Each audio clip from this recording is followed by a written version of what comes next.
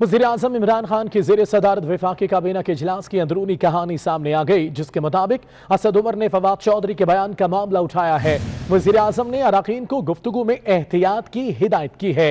काबीना इजलास में फवाद चौधरी के गुज़िश्ता रोज़ बयान का जिक्र किया गया। वफाकी वज़ीर असद उमर ने फवाद चौधरी के बयान का मामला वज़ीर-ए-आज़म के सामने उठाया।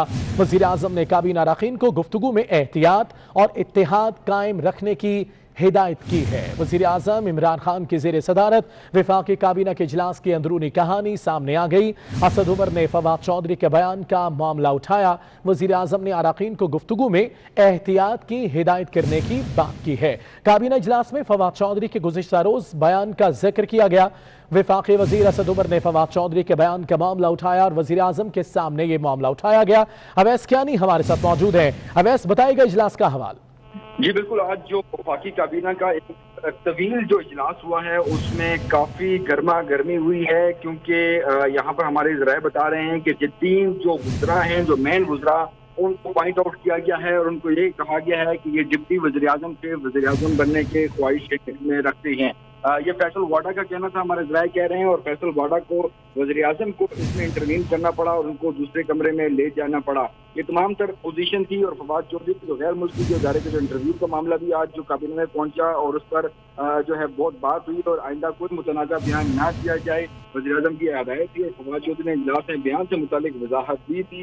मेरा बयान सियाको सबाक से हटकर चलाया गया, इस तरह की दीगर चीज़ें जो है वो आज डिस्कस हुई हैं। लेकिन जो सबसे अहम बात है कि वफाकी वज़ीर असद उमर ने फवाद चौधरी के बयान का मामला वज़ीर-ए-आज़म के सामने उठाया है और वज़ीर-ए-आज़म ने काबीना अरकान को गुफ्तगू में एहतियात और इत्तेहाद कायम रखने की हिदायत कर दी और साथ ही साथ जो इजलास में बाद वज़रा और मुशीरों की कारकर्दगी पर भी गर्मा गर्मी हुई है। फैसल वाडा की असद उमर, रज़ाक दाऊद और नदीम बाबर की पॉलिसियों पर खुलकर तनकीद हुई है। जो हमारे ज़राए बता रहे हैं कि वो फैसल वाडा के वज़ीर-ए-आज़म से ये भी कहना था कि यहाँ गेम हो रही है, हम खामोश नहीं बैठेंगे। काबीना में कुछ कहा जाता है, बाहर कुछ होता है और कुछ कहते हैं। लोग समझ रहे हैं कि हम वज़ीर-ए-आज़म बन चुके हैं। वज़ीर-ए-आज़म ने फैसल वाडा जो जज्बाती को देखकर है उनको रिलैक्स रहने की हिदायत की और हम पीटीआई को का नजरिया दबने नहीं दे सकते। बहुत सी आज जो है अल्फाज आज वज़ीर-ए-आज़म के सामने और पूरी काबीना के सामने फैसल वाडा ने उठाए हैं और इसके साथ जो काबीना ने पाकिस्तान में सेक्युलर। ठीक है अवैस कियानी, आप हमारे साथ रहिएगा। इसी पर हम बात करेंगे। हमें ज्वाइन किया है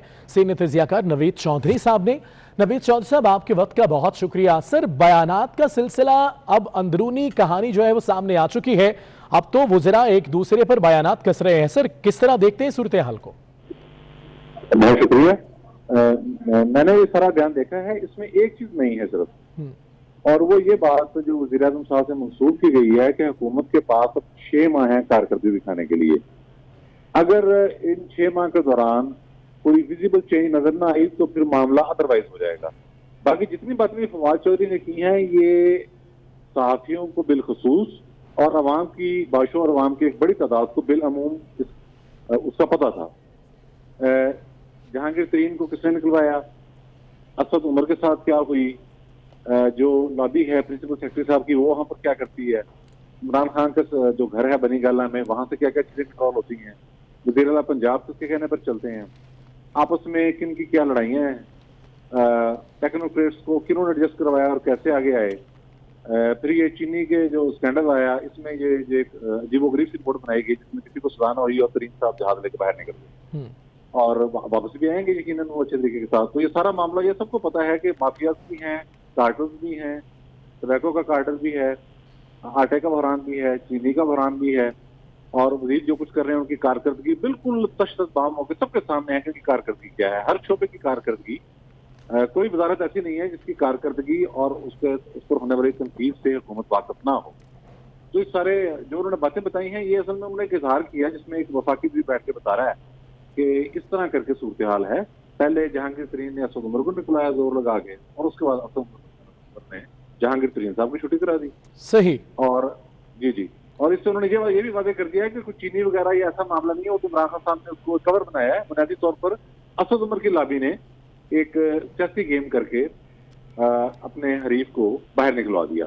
लेकिन असल बात जो है वो फिर वही है, जो नई बात है वो सिर्फ एक है कि 6 माह कह रहे हैं। अगर ये बात दुरुस्त है जो वज़ीर-ए-आज़म साहब से मंसूब किया फवाद चौधरी ने कि 6 माह है हमारे पास। अब फवाद चौधरी ये भी कह रहे हैं कि मेरे बयान को सियाको सबाक से हटकर पेश किया जा रहा है। ये सबसे बड़ा झूठ होता है खुद वज़ीर-ए-आज़म साहब का एक बयान दूसरे से नहीं मिलता। बिल्कुल सही कह रहे हैं सर, आप साथ रहिएगा। सलीम बुखारी साहब सीनियर तजियाकार हैं, उन्होंने हमें ज्वाइन किया है। सलीम बुखारी साहब, आपके वक्त का बहुत शुक्रिया। असद उमर ने फवाद चौधरी के बयान का मामला उठाया है। सर, आप क्या समझते हैं, ये जो अंदरूनी लॉबी चल रही है, ये मतलब किस तरफ निकल रहे हैं? बहुत शुक्रिया आपका। पहली बात तो है कि नवीद चौधरी साहब ने बड़ी तफसील के साथ सम अप कर दिया है पूरी सूरत हाल को। 2-4 गुजारिशात मैं भी कर देता हूँ। देखिए, 2-3 तरह के महाज खुले हुए हैं। पहला तो महाज है पीटीआई, उसकी लीडरशिप और अपोजिशन के दरमियान। फिर दूसरा महाज है जो पार्टी के अंदर ग्रुपिंग है, जिसमें 5-5 पावर सेंटर्स हैं। पंजाब के हवाले से बात कर रहा हूँ मैं। यहाँ चीफ मिनिस्टर बनने के ख्वाहिशमंद परवेज इलाही साहब भी हैं, अलीम खान भी है, चौधरी सरवर भी है, जहांगीर तरीन भी है, शाह महमूद कुरैशी भी हैं, and God knows what and what not. ये सारी पार्टी की डिवीजन पंजाब के लेवल पर पहले से लोगों के इल्म में है। दूसरी है प्रोविंसेस के एतबार से कि जो लोग पीटीआई के सिंध में हैं या केपीके में हैं या पंजाब में हैं, इनकी आपस में भी कोई खास याद अल्लाह नहीं है, इनकी भी इख्तिलाफात है। लेकिन जो सबसे खौफनाक सूरत हाल है वो ये कि काबीना के अंदर भी एक का नहीं है। और उसकी बुनियादी वजह यह है कि एक तो काबीना में जो पीटीआई के लोग हैं उन्हें ये फील है कि 70% के करीब आउटसाइडर हैं, जिनको आप फसली बटेरे भी कह सकते हैं, जिनको आप अपॉर्चुनिस्ट भी कह सकते हैं, या जिनको आप मुख्तलिफ हलकों के नुमाइंदे भी कह सकते हैं। एक तो ये टेंशन है। दूसरी टेंशन ये है कि 2 वजीर इकट्ठे नहीं बैठ सकते आपस में। कई ऐसे कॉम्बिनेशंस हैं।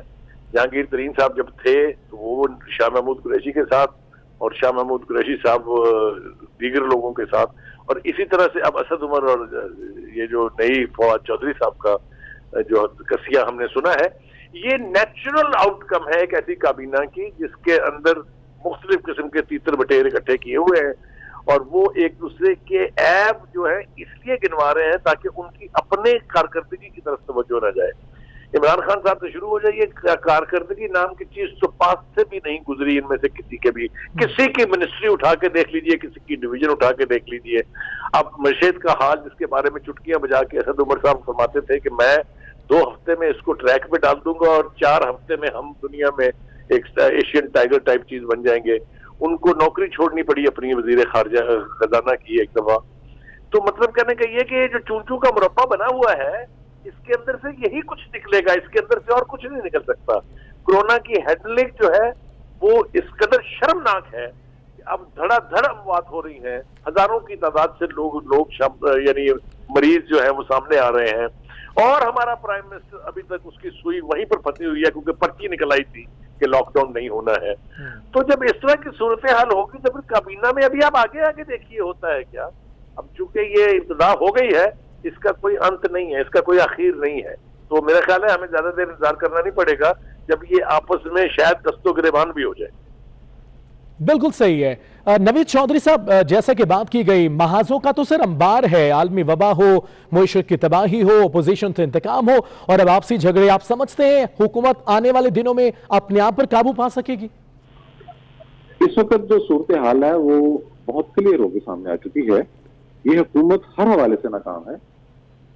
आपकी सिर्फ मईशत ही मुतासर नहीं हुई, बल्कि खारजा महाज पर भी आपको पे पे नाकामियां, और उसके बाद पॉलिटिकली जो सेचुरेशन की सजा है मुल्क के अंदर वो भी आपके सामने है। अब एक जुडिशल क्राइसिस जो है वो भी सर पे खड़ा हुआ है, बहरान दर बहरान है।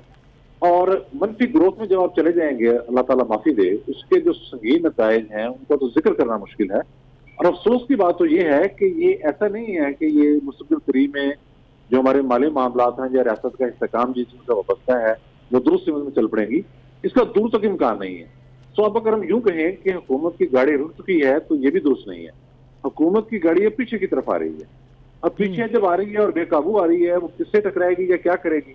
तो दुआ तो ये करनी चाहिए कि पाकिस्तान बतौर मुल्क और पाकिस्तानी अवाम ये महफूज रहें, क्योंकि इन्होंने तो हर चीज की लुटिया डुबो दी है प्रैक्टिकली। तो ये मुमकिन नहीं है कि ये आप इस ढलवान का जो सफर है उसको रोक सकें। ये तो इनको आप हटाएंगे भी तो अगली जो इनको रिप्लेस भी करता है उसके लिए भी बहुत बड़ा चैलेंज है आपको। बिल्कुल दुरुस्त। सलीम बुखारी साहब, अब तो हामी भी साथ छोड़ रहे हैं और अब ये भी सुनने में आ रहा है कि नदीम अफजल चंद भी साथ छोड़ रहे हैं, क्या ये सही है सर? देखिए, मैंने जैसा कहा कि ये जो लड़ाई शुरू हो गई है वहां, अब इसके नतीजे में बहुत से लोग जो है वो पार्टी छोड़ेंगे, बहुत से लोगों की आपस में दस्तो गिरेबान होगी। इसके लिए तो हमें बहुत ज्यादा देर انتظار کرنے کی ضرورت نہیں ہے. آپ کو یاد ہوگا جو شیریں مزاری صاحبہ نے ٹویٹ کیا تھا اور شاہ محمود قریشی صاحب کی پالیسی اور فارن آفس کی ایسی تیزی کی تھی, وہ یہ سب باتیں درست ہیں, اس لیے کہ کشمیر کے معاملے پر ہماری پالیسی سوائے ایک عمران خان کی یونائٹڈ نیشن میں تقریر کے بعد سے ہم ایسے خاموش ہوئے ہیں, ہم ایسے سن ہو گئے ہیں, انڈیفرنٹ ہو گئے ہیں, بالکل اپیتھی ہے یہ کہ کشمیر میں جو کچھ بھارت کر رہا ہے, جو سیاسی دہشت گردی کے بدترین نمونے سامنے آ رہے ہیں, ہمارے فارن آفس کو اس سے کوئی غرض نہیں ہے. اس لیے کہ کوئی بیان دے دیا تو کہیں امریکہ بہادر جو ان کے فارن منسٹر بننے کا باعث بنے ہیں وہ کہیں ناراض نہ ہو جائیں. یہ تو ہمارا حال ہے. تو اس صورتحال میں تو آپ آگے آگے دیکھیے ہوتا ہے کیا. میں پھر ایک بات اور عرض کر دوں کہ یہ جو آپس کی لڑائی ہے یہ دنیا کی کوئی حکومت افورڈ نہیں کر سکتی, اور یہ میں سمجھتا ہوں کہ وہ آخری کیل ہے اس کافن میں جس کے بارے میں اندازے لگائے جا رہے تھے. مجھے یوں لگتا ہے کہ جس طرح کی اب ہم صورتحال دیکھ رہے ہیں آنکھوں کے سامنے, وہ جو ان کے اوپر سایہ کیے ہوئے تھے, وہ جو ان کی سپورٹ ان کو حاصل تھی, وہ جس کی وجہ سے ہر روز یہ گیت گایا جاتا تھا کہ فوج اور سویلین جو ہے وہ ایک پیج پر ہیں, وہ ایک پیج پہ اب ہمیں نظر آ رہا ہے کتنا ہے. آہستہ آہستہ یہ پردے اٹھنے والے ہیں, زیادہ دیر انتظار نہیں کرنا پڑے. بالکل ٹھیک ہے سر, ساتھ ہی رہے گا سینئر تجزیہ کار نسیم زہرا صاحب نے ہمیں جوائن کیا ہے. نسیم زہرا صاحب بہت شکریہ آپ کے وقت کا بھی. میڈم کیا کہیں گی, حکومت کے اندر اب ایک دوسرے پر بیانات کیسے جا رہے ہیں, کس طرح دیکھتے ہیں اس صورتحال کو؟ دیکھیں یہ کوئی نئی بات نہیں ہے, یہ دونوں چیزیں پرانی ہیں. ایک تو حکومت کے اندر آپ دیکھیں یہ انتہا کی بات ہو گئی کہ جہانگیر ترین بالکل ان کو سائڈ پہ کر دیا گیا. پھر آپ نے دیکھا کہ اسد عمر صاحب اور جہانگیر ترین صاحب کا جو تھا جھگڑا وہ سامنے آ گیا. پھر آپ نے دیکھا کہ حفیظ شیخ صاحب اسد عمر صاحب کا تھا شروع میں ٹینشن کہ میٹنگ میں نہیں بیٹھتے.